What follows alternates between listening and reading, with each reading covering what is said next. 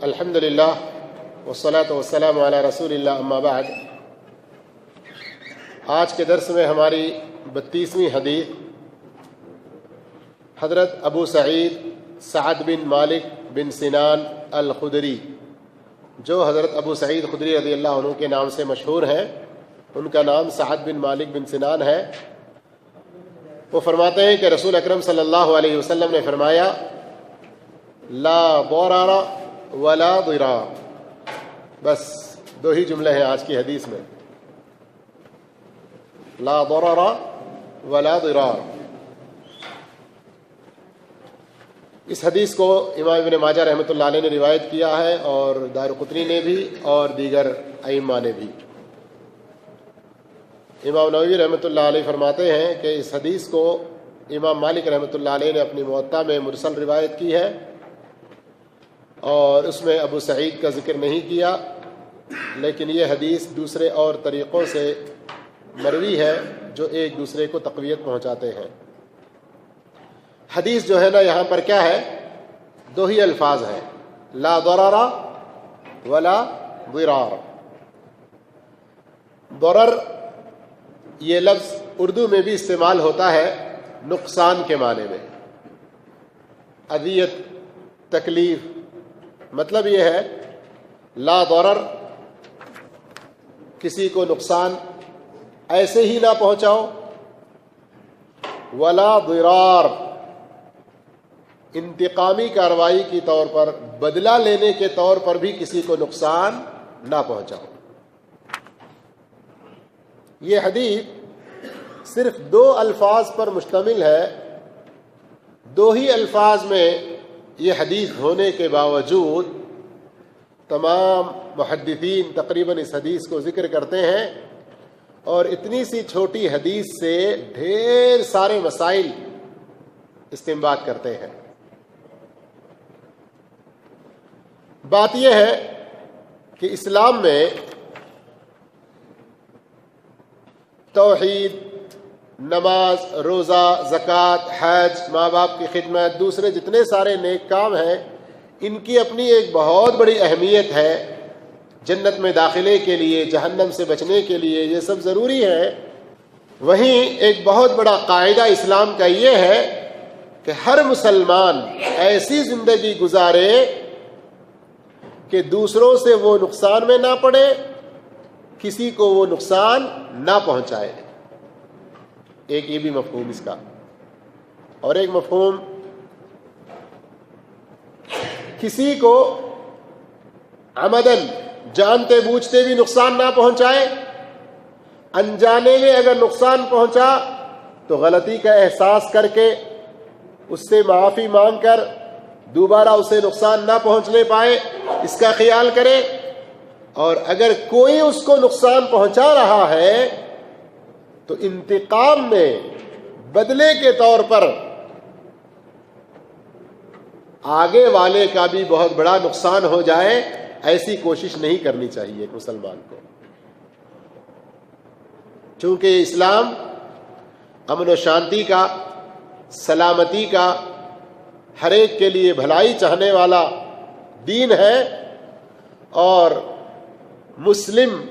جو کہا جاتا ہے، ایک معنی تو الاستسلام للہ تعالی، مسلمان وہ ہے جو اپنے آپ کو اللہ کے حوالے کر دے، اللہ کے احکام کے تابع ہو جائے۔ وہیں سین لام میم،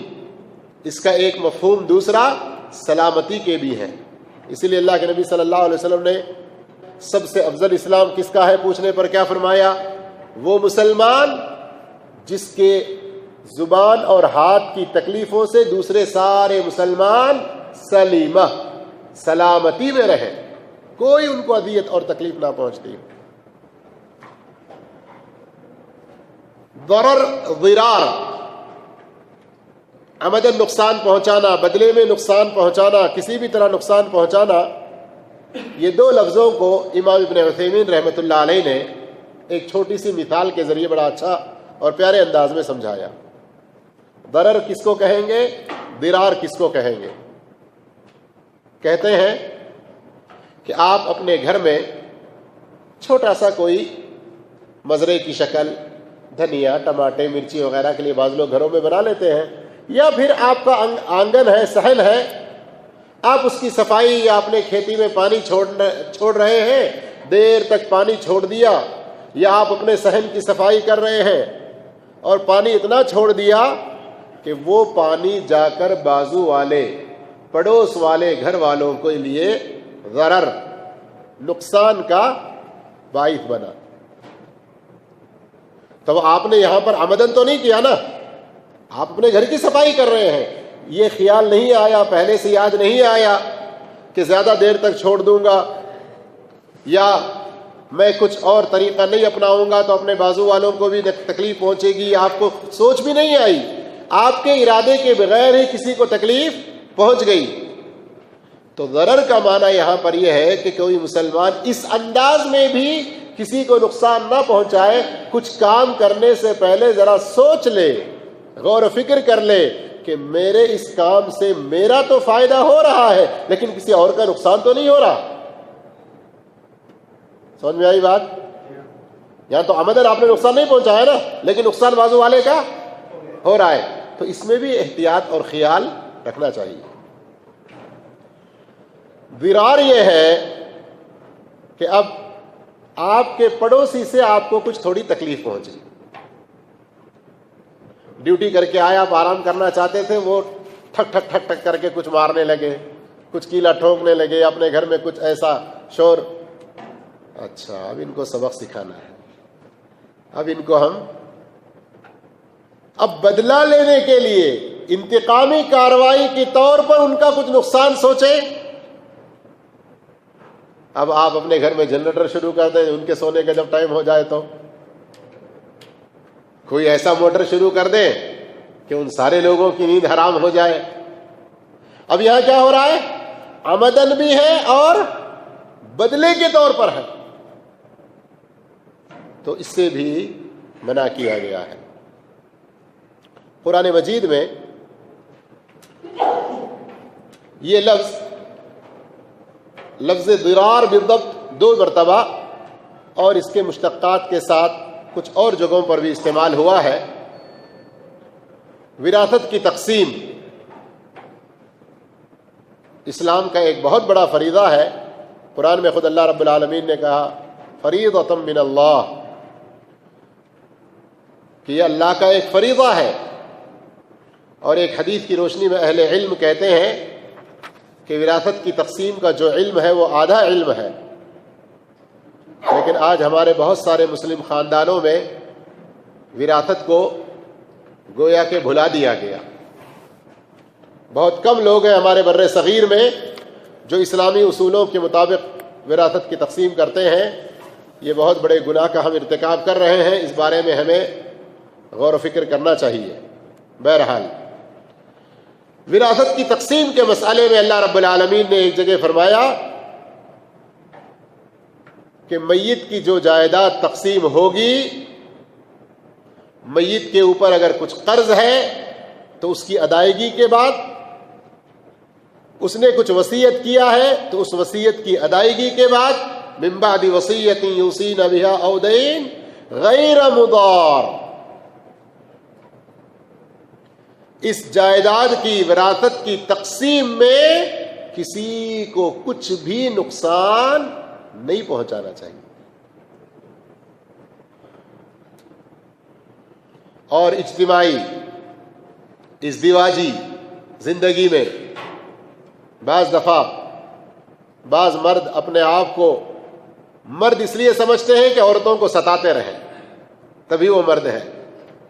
اگر پیار و محبت کے ساتھ، زیادہ اچھے نرمی کے ساتھ رہیں تو شاید ان کی مردانگی کو کوئی شیم، کوئی آر محسوس ہوتا ہے، اللہ عالم، اللہ ہدایت دے۔ ایسے بھی کچھ مرد لوگ ہیں شیڈسٹ، جو اپنے آپ کو دوسروں کو اذیت پہنچا کر ایک سکون محسوس کرتے ہیں۔ یہ انتہائی غلط بات ہے، ایک مسلمان کو کبھی ایسا نہیں ہونا چاہیے۔ تو جو ایسی فطرت کے شوہر ہیں، اللہ رب العالمین نے ان لوگوں کو بھی تنبیہ کرتے ہوئے فرمایا بیویوں کو رکھنا ہے فَأَمْسِكُوهُنَّ بِمَعْرُوفٍ أَوْ سَرِّحُوهُنَّ بِمَعْرُوف، بیویوں کو کے ساتھ زندگی گزارنا ہے، ازدواجی تعلق رکھنا ہے تو اچھے طریقے سے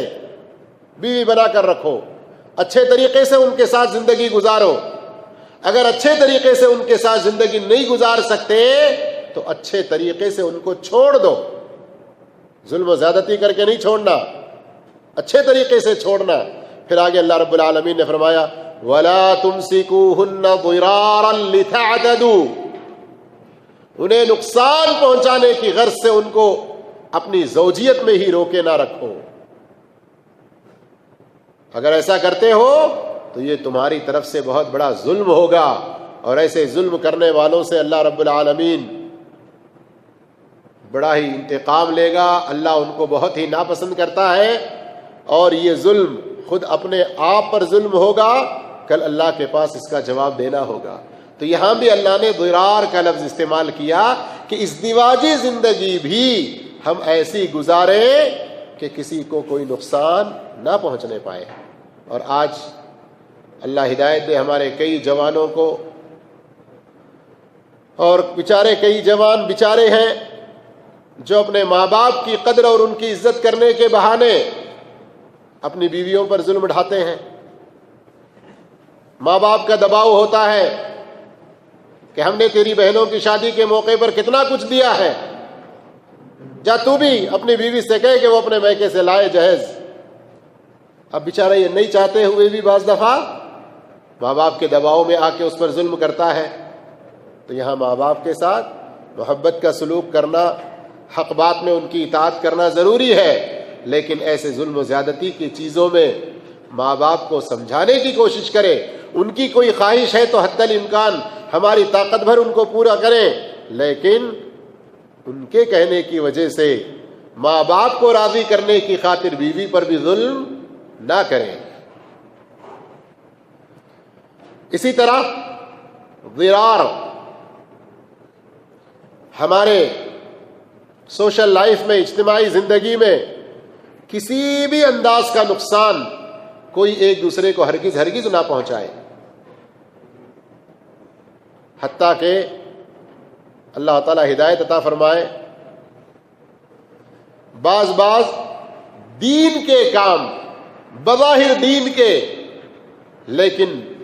مقاصد پیچھے برے ہوں، نقصان پہنچانے کے ہوں،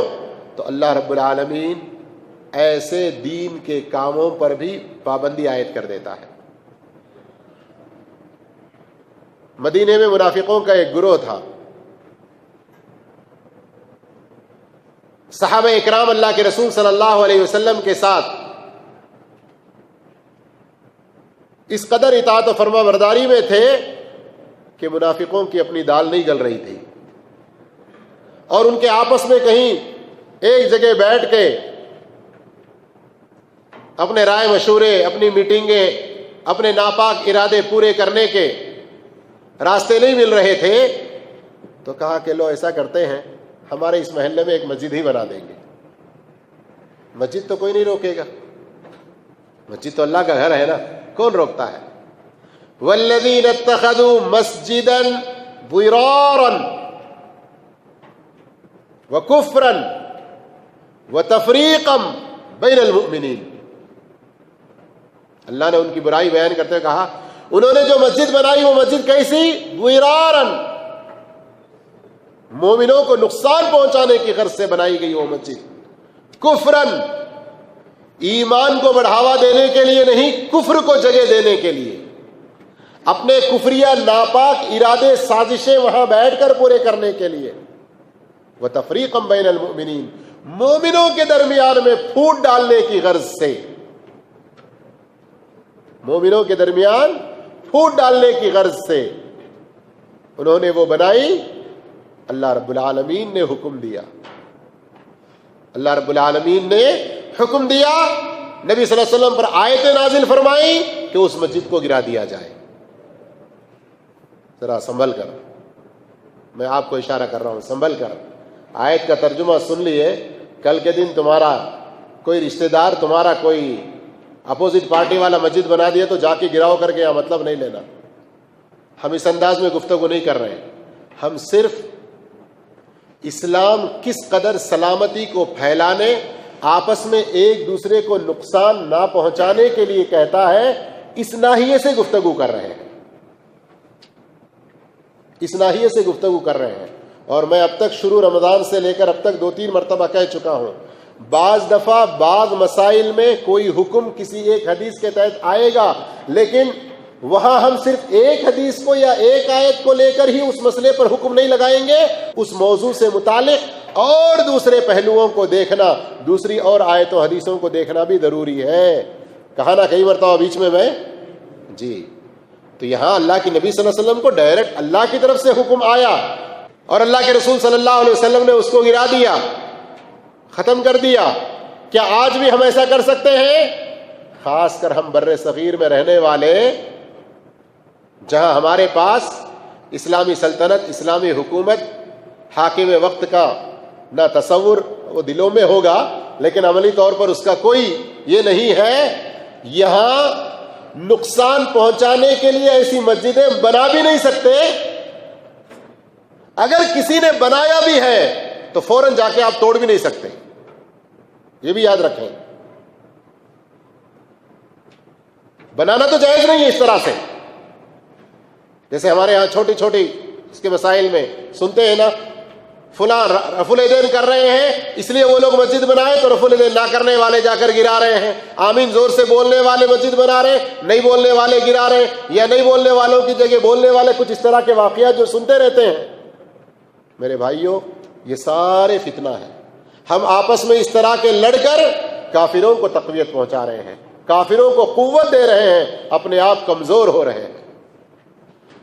ہم آپس میں تفرقے میں نہ بٹیں، اور یہاں بات آئی تو ہمارے ایک مائے ناز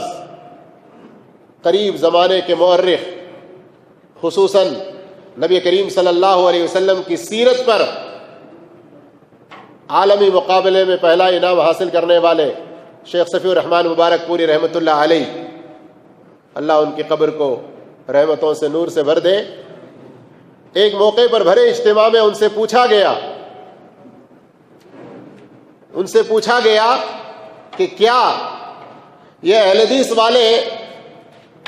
4, 5, 6, 10 آدمی کہیں جمع ہوتے ہیں تو اپنی الگ مسجد بنانے کی کوشش کرتے ہیں، تو ایسا کیوں کرتے ہیں؟ کیوں ان کو کوئی روکنے والا نہیں ہے؟ انہوں نے بڑا آسان سا جواب دیا۔ حقیقت میں یہ جواب ہر دو فریق یا جہاں پر بھی جس جماعت میں بھی فتنہ پرور لوگ ہیں، وہ لوگ شیخ کے اس جواب کو سن کر ذرا سنجیدگی کے ساتھ غور کریں۔ شیخ نے کہا کہ اہل حدیث والے الگ مسجد بنانے پر مجبور ہو کر ہی بناتے ہیں۔ کیوں؟ اس لیے کہ اللہ کے نبی صلی اللہ علیہ وسلم کی سنت پر وہ عمل کرنا چاہتے ہیں، تو ان کے جیسے دوسرے نماز پڑھنے والے مسلمان بھائی ان کو مسجدوں سے مار بھگاتے ہیں، تو پھر وہ کہاں جائیں گے؟ نماز نہ پڑھ کر اپنے گھروں میں رہیں گے۔ تھوڑا سا سنجیدگی کے ساتھ آپ سننا، ایک فریق کی تائید دوسرے فریق کی مخالفت، اس انداز میں گفتگو نہیں، بلکہ ایک معروف شخصیت اور سنجیدگی کے ساتھ اس مسئلے پر ہمیں غور کرنا چاہیے، اس لیے کہ آئے دن ابھی قریب کچھ مہینوں پہلے بھی ایک جگہ ایسا واقعہ سننے میں آیا۔ آخر ذرا غور کریں، وہ لوگ غلطیاں اگر دیکھیں شخصی اعتبار سے تو کون انسان غلطیوں سے پاک ہے؟ جماعتوں کے اعتبار سے دیکھیں تو اپنے اپنے اصول اور منہج کے اعتبار سے بات چھوڑیں، عملی اعتبار سے دیکھیں تو ہر ایک کے اندر کچھ نہ کچھ غلطیاں موجود ہیں۔ حتی الامکان ہم سب کو قرآن و حدیث کی طرف دعوت دینا چاہیے، لوگوں کو قرآن و حدیث کی اتباع کی طرف بلانا چاہیے۔ جیسے اللہ رب العالمین نے قرآن میں فرمایا، ما کان لبشر ان یؤتیہ اللہ الکتاب والحکم والنبوہ، جس کسی انسان کو اللہ رب العالمین کتاب عطا کرے یا نبوت عطا کرے یا اس کو حکمت و دانائی عطا کرے۔ اب اس وقت تو کتاب اور نبوت ملنے والی کسی کو نہیں ہے، نبوت کا زمانہ ختم ہو چکا محمد رسول اللہ صلی اللہ علیہ وسلم سے، لیکن دعوت و تبلیغ کے اعتبار سے ان کی نمائندگی کرنے والے، یعنی نیکی کا حکم دینا، برائی سے روکنا، انبیاء جو دعوت کا کام کرتے تھے وہ دعوت کی ذمہ داری امت محمدیہ پر جو آئی ہے، بالخصوص ان میں وہ لوگ جو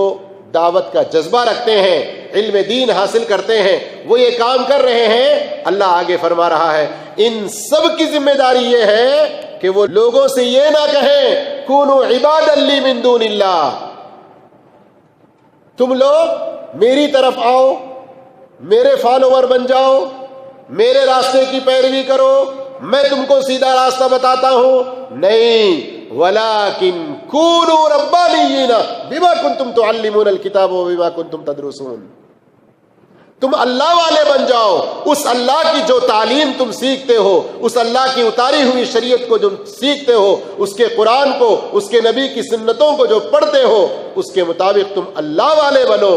میرے بنو کر کے نہیں کہنا، اللہ والے بنو۔ تو اللہ کی طرف ہم لوگوں کو بلائیں، لیکن آج کیا ہوتا ہے،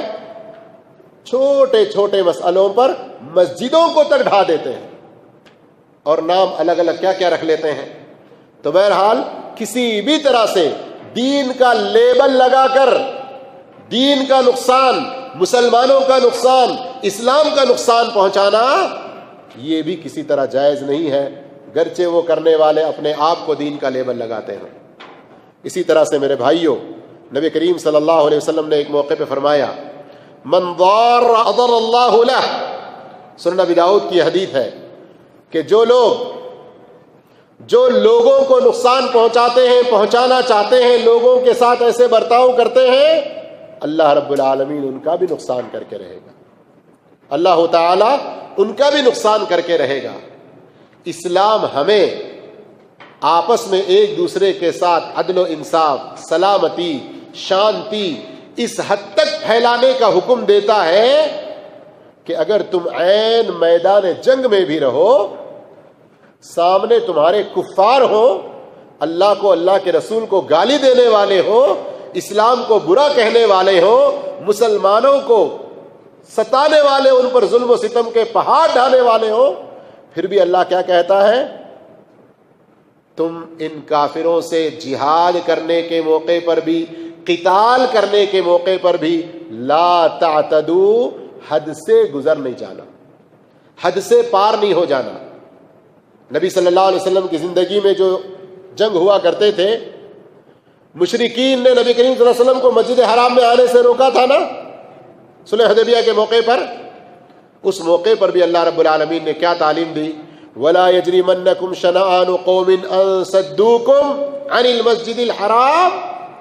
أَن تَعْتَدُوا، جن لوگوں نے تمہیں مسجد حرام میں آنے سے روکا ہے، ان کی دشمنی تمہیں اس بات پر آمادہ نہ کرے کہ تم ان پر کوئی زیادتی کرو، بدلہ اسی حد تک لینے کا ہے ظالم سے۔ ہمارے ہاں جو ایک بات، ہم کسی کو چھیڑیں گے نہیں، اگر کوئی چھیڑا تو،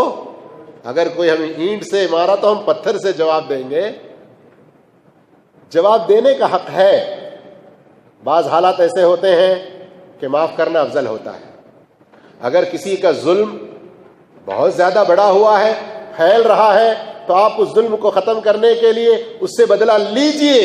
لیکن اس سے زیادہ ظلم اس پر نہ کیجیے۔ یہ ہمیں اسلام سکھاتا ہے، لا ضرر ولا ضرار، ایسے ہی نقصان نہ پہنچاؤ، انتقام اور بدلے میں بھی نقصان نہ پہنچاؤ۔ میرے بھائیوں، یہ اسلام کی تعلیم ہے۔ فقہائے کرام نے، محدثین عظام نے